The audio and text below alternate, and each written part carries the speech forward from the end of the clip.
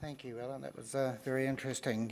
So I'd like you to look at me as a warm and cuddly Duncan gardener and not a Mike Hosking, because it's rather ironic with Mr. Hosking how he's super critical of local councils and the wages they pay, especially at the higher level, but he really does not want to know the public to know what he gets paid. He thinks it's his personal opinion and he's worth every cent, needless to say.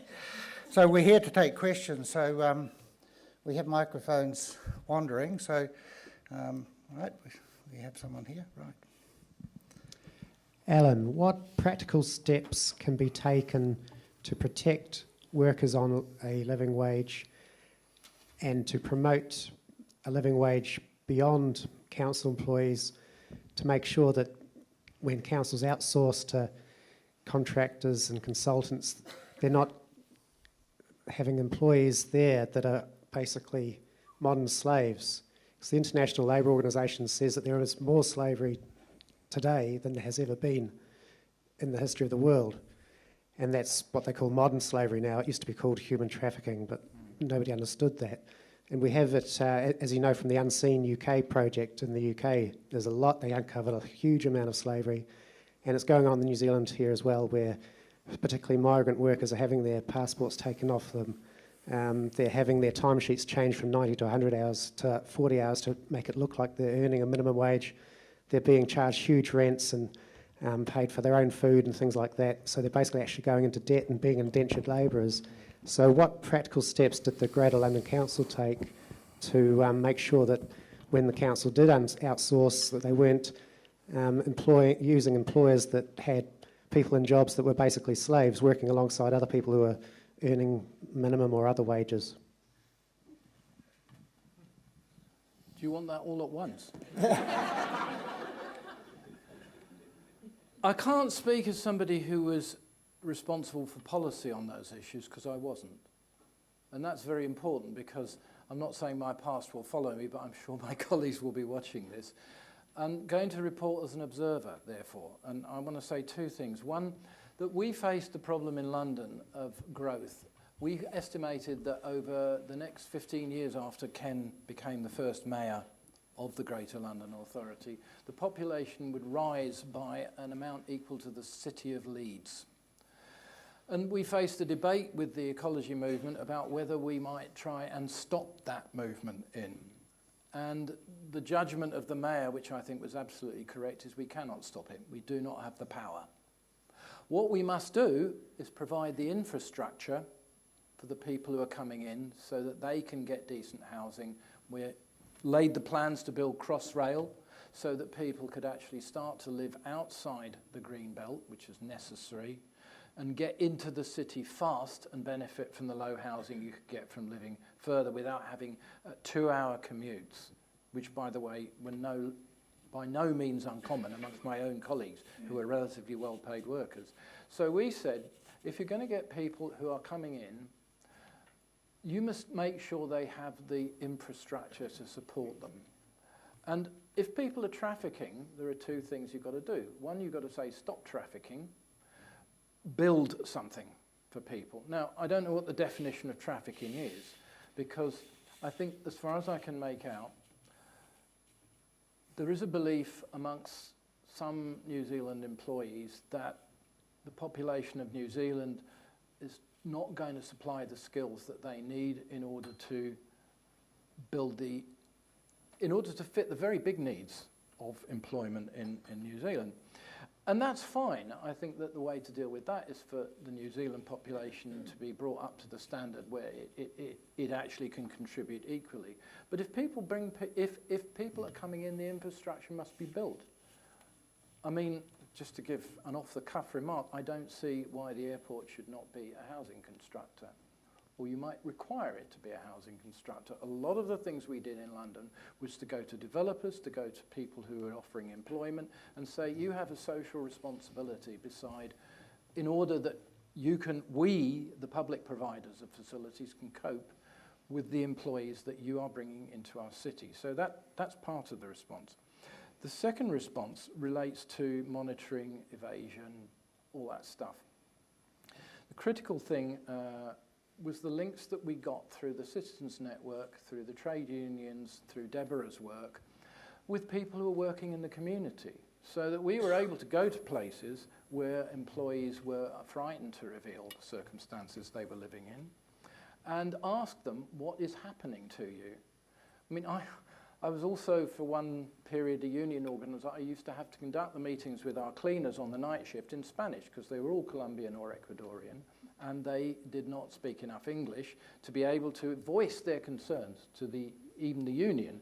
So eventually, the GMBU provided an organizer who would go out and organize Latin American workers and would go into their communities and speak to them. We went and spoke to the faith communities, which was very important. For example, Polish workers coming into London mainly were organized through the church. Not only through the church, but that was a very important place to find fragmented communities.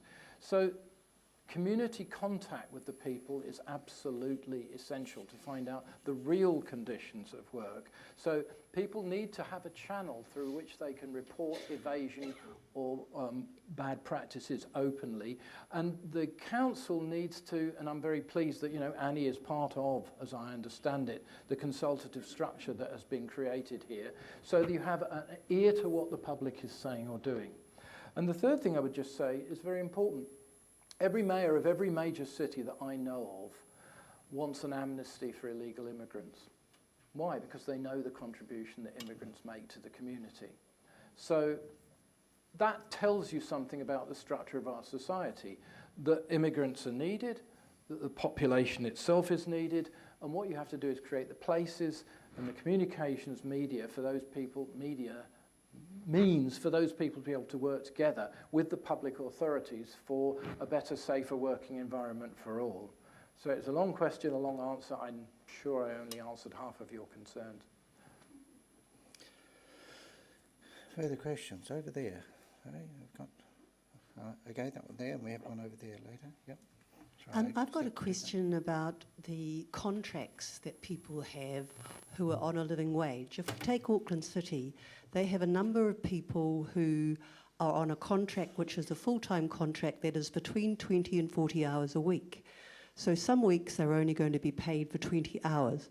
So in 2 years' time, because it is going to be 2 years' time before they get to a living wage, and they'll obviously have to live till then, somehow, in the city, what did the London Authority do in a situation where these variable contracts that mean even when the dollar figure per hour suggests they're on a living wage, they aren't, because some weeks they're only going to get 20 hours work? This was a very, very important issue because of the distinct situation of the Greater London Authority, in which much of its work was subcontracted. The issue of whether people would bid for contracts and would be evading came up. And the answer was exactly the same. Talk to them. Talk to the employees of those companies and make sure that they know and that the employers know there is a channel of communication which they cannot control of their workers to an authority which is going to be responsible. Now, I want to be clear about this. We did not set out to say we're going to name and shame. The living wage is a policy that unites people, that shows that there are benefits for everybody, and that demonstrates those benefits. So that when somebody comes and says, I am a living wage employer, this is a serious commitment, and we say, we're going to help you make sure that that's implemented. There are 101 things that can happen in terms of employment practices with the best will in the world that may not work in the way that you expect. Every employer knows that. So what we'll do is, and this is, in my opinion, one of the key functions of a modern union, is provide a channel of communication that allows managers to manage. Second point concerns outsourcing. I don't think that the situation in Auckland is the same as in London, because with 10,000 employees, this is a huge organisation in its own right. So partly in response to the last question, I would say the issue is not subcontracting. The issue is that there are employers in this city who are not paying the living wage and should be. Don't wait for the council. Don't wait for the council. Go out and yourselves campaign. Identify who is likely to be won over to paying a living wage, where the low-paid sectors are, who are the people who are at risk, and start campaigning now. And I think that the council's role at this point will probably be to assist in that, to set up frameworks that will allow that consultation to take place. So my sense is that the issue of subcontracting is something that should... We didn't introduce any living wage for subcontractors in the first 3 years, even though it was policy from the get-go, is address that slowly, carefully and gradually and build up your relation with the other employers first, independent of what the council was doing. And that was a key element in the London wage campaign, living wage campaign. Just employees I'm referring to, they're not out to. Pardon? It was the council's employees that are getting 20 to 40 hours a week. That's something for the HR department. That's something for staff to work through. I don't think it's my place to comment on the employment practices of the council. It's my place to assist the council employees who, as far as I can see, are extremely committed to the living wage, to make sure that they work all the problems through in liaison with the community and the living wage movement and the unions. before we take the question over there, just as supplementary, as a follow-up, you indicated in your talk that the living wage movement in London especially seemed to target quite well-off, profitable banks, etc., almost white-collar, profitable organisations as compared to industries like the supermarkets. Let's just take it as that. Any comment on that? I mean, how was the success further down where there was a big group of people on lower wages? The supermarkets were a problem in their own right because they're large employers of young people. So one of the first reactions we had to the living wage was the supermarket saying, we're giving a first step up the ladder for young people, 16 to 17-year-olds, but we can't possibly afford to pay them a living wage. So the first step, we actually had an apprentice living wage, so-called.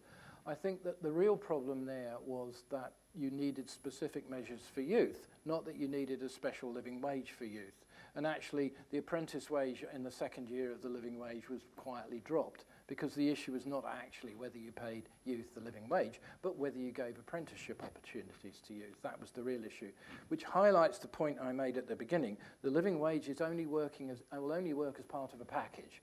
You can't make the living wage do the work of everything that you want to get people out of poverty. And that's extremely important because if you expect that, it's not going to work, right? So the supermarkets were a specific issue. The other sources of low pay, cleaners. I did a big presentation to the council, which I hope will get onto the website, where I identified all the possible sources of low pay: ethnicity, gender, disability, age, qualification, occupation, and employer. All of those count.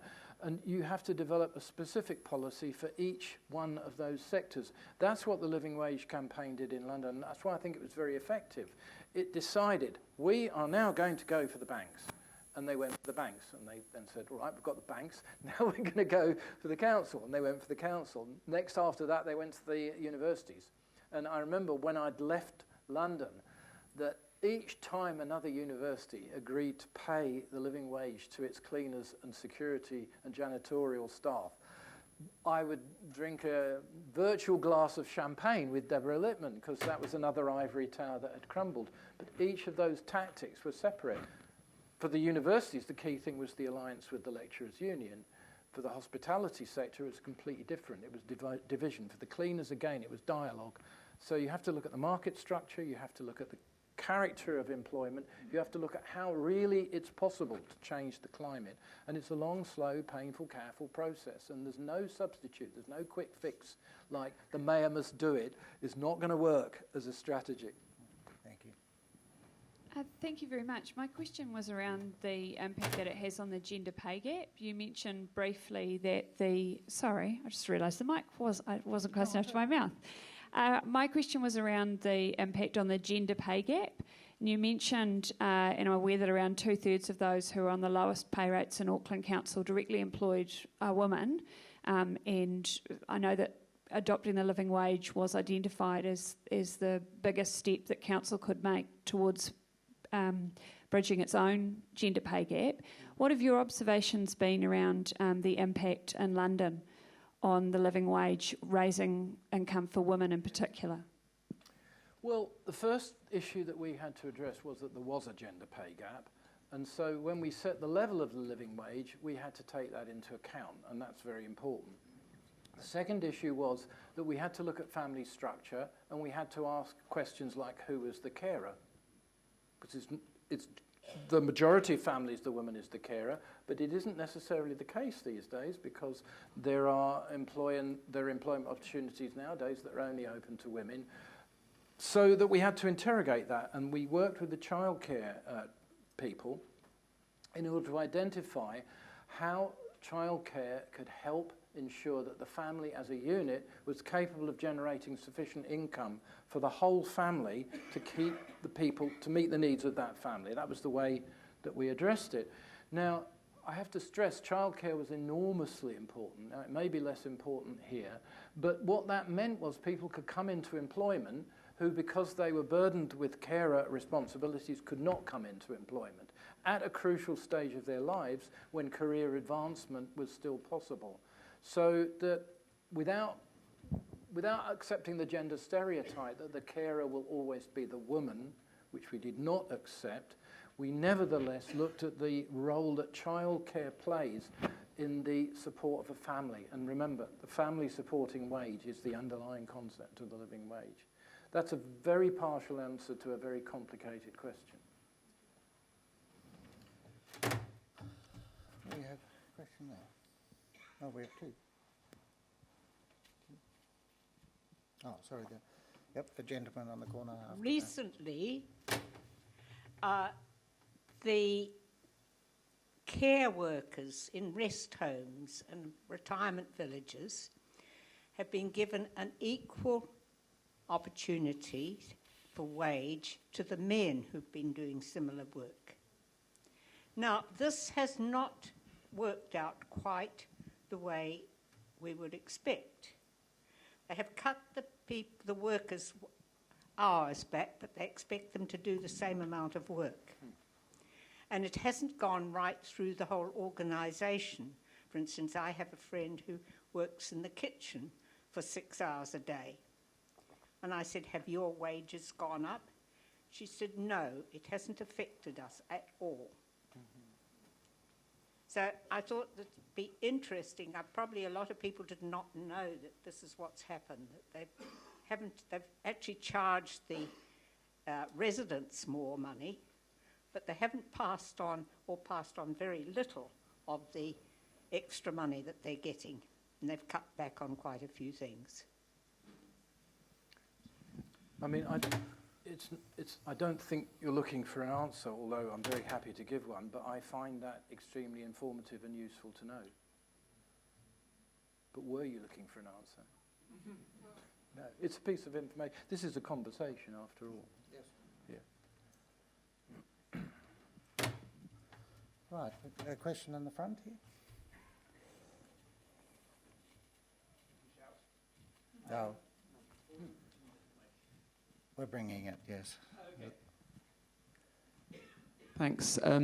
As a one-time, part-time economics student, I find the triple win behind this very interesting, and clearly there's lots of research that's gone behind it.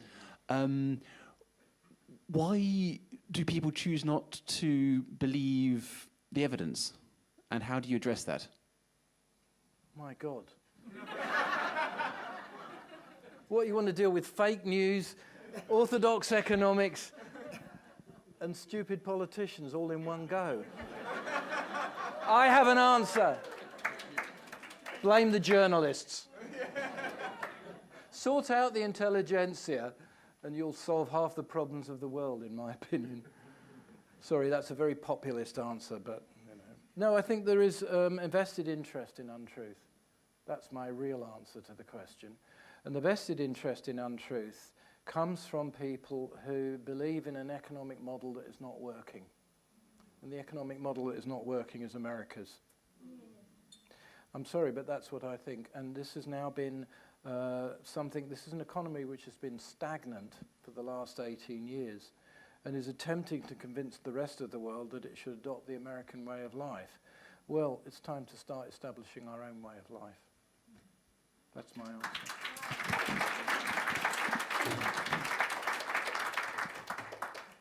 So without broadening the issues, are there any further questions?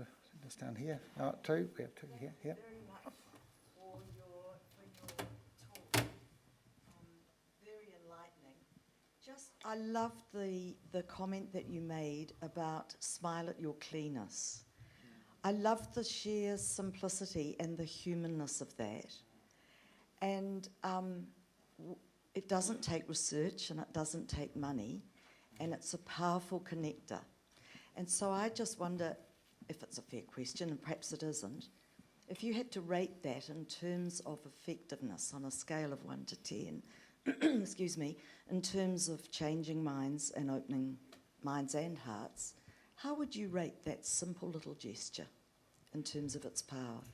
If it had come at the end of what the GLA has now achieved, I would rank it as 1, because it would be a substitute for the real measures that were necessary. Because it came at the beginning, it was the spark, I would rate it 10. Thank you.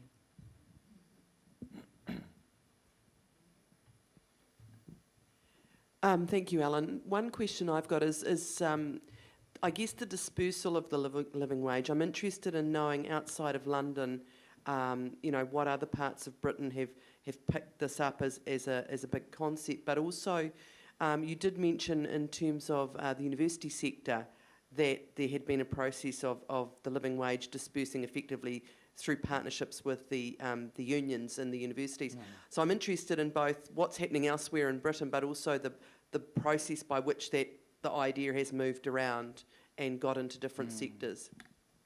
I'm going to answer that evasively. I've been away from England and Scotland much longer, but England for 7 years, so I don't know the answer to your question. I think it's time to gather up some of the scattered pieces, and I would love to see some kind of partnership at the research level, at the connection level, at the coordination level, that involves a conversation between London, Canada, and New Zealand. I think that the problems that I see in Canada are so similar to some of the problems that I see here, despite the vast difference in size. And the problems that the London, particularly population, faces have elements that are informative and can be informed by what's happening here, that I think a dialogue between those three places would be immensely fruitful, and I hope that one of the things that people set their minds to is how to achieve that, and then we'll get your answer. Right, we have time for one or maybe two more questions at the front here.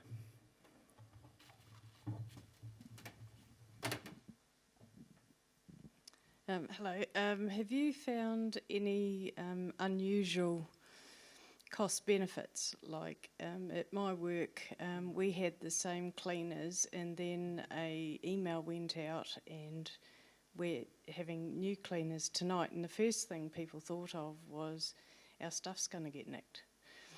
So we don't have cleaners for cleaning, we have them for security, because a lot of the staff work long hours and they know the cleaners and they feel safe when the cleaners are there. So when the other cleaners came back, instantly security improved and people felt safe. So having a good cleaner and a continuous staff breeds other cost reductions. So have you noticed any other unusual sort of benefits for other staff in the building, not just the lower paid? One of my experiences was two experiences I had with the security staff. One was I was at the door of the Greater London Authority, and one of my favourite points, the story I didn't tell, is about the way that the wages of the security sector has changed in England. They've actually, in Britain, risen faster than any other low-paid sector, because what's going on is the structure of the security person's job is changing. It's now an intelligence function. You used to be the person with the nightstick and the bunch of keys. Now you have to be the front face of your organisation to the public. You have to make sure the public are greeted, but that the building and the people are protected, that people are directed to the right place. You have to be knowledgeable. So there's been an enormous increase in the knowledge content of security staff. And in fact, I was talking to somebody earlier who has established a company in New Zealand, in Auckland, which is seeking to pay good wages with a career progression structure, with an education structure, lifelong education embedded in what the security staff are doing. And I was very impressed with that, and I'm actually going to talk to staff about the need to liaise with people who are doing that kind of thing. And this is somebody who did that off his own back without anybody coming along and lobbying him. So it illustrates the point I'm making, that there are employers who understand the benefits of it. So one of our security staff addressed somebody who came through the door in a language I'd never heard. And I said, what did you just do there? He said, oh, I like to keep my Cantonese up. And he was an airline pilot, captain. He used to fly people over, vast seas. And he, like many security staff, retired and then took a job as a security worker. And he had lived in 5 different countries in the world. And as he said, he liked to keep his language up. And the other experience I had was one of the security staff was sitting upstairs doing a crossword. And he said, some clue that began with C, ended with R, Pirates of Penzance. What is this? And I said, well, it's a Corsair. I said, oh, God, I should have known. It's a Corsair. I said, why should you have known? He said, I used to be a security attendant at an opera, and I used to know all the operas by heart because I listened. Right? So the thing is, the potential that is in every person to become extraordinary is vast, and we should never underestimate what people are capable of. Run out of time, but we're going to take one more question because there's only one more hand up, so that's perfect. Thank you. Given all of the benefits that have been demonstrated by the adoption of the living wage, do you think it should be implemented as the minimum wage? No, I don't. I think that the key thing about the living wage, which is also its limitation, it's not going to get you houses. It's not going to get you transport. You're going to have to go and lobby for houses if you want houses. You're going to have to lobby for transport if you want transport. It can't substitute for the fact that we haven't had a housing policy since 1974 with all the disastrous effects that that's had. It's not a substitute for that. It's a single isolated measure which has a very important moral effect and also practical effect. So it should be judged by that criterion. I think the point about the living wage is that you must understand it affects a relatively small section of the population. Its effect is of leadership and morality. And I now realise I've forgotten the original question, but that's the way I would judge it. What was the original question? Pardon? Minimum wage. It's not the minimum wage because the minimum wage is compulsory. And you can't use a carrot where you can't use a stick where the carrot is the instrument, in my opinion. So I think you need both. You actually need, what it will do is help raise the minimum wage, because the minimum wage is something that is subject to bargaining between employers and trade unions. I've actually in my slide pack got something that describes the remit of the Low Pay Commission, which sets the minimum wage in England, and it's very clear. It must take into account employment effects, effects on costs of suppliers, a whole series of things, which means that it's constantly going to be driven down in arguments with employers. The living wage says, here's what it really costs to live. Now, when you come to set the minimum wage, you look at that, and that's part of your bargaining. That's part of your discussion. So one of the things that I think was a bit sneaky about what the Conservative government, coalition government did in Britain was to badge the minimum wage as the living wage. I think it should have, if it had been honest, said, look, having seen the effect of the living wage, we now realise the minimum wage should be higher, but you need both. That would be my argument.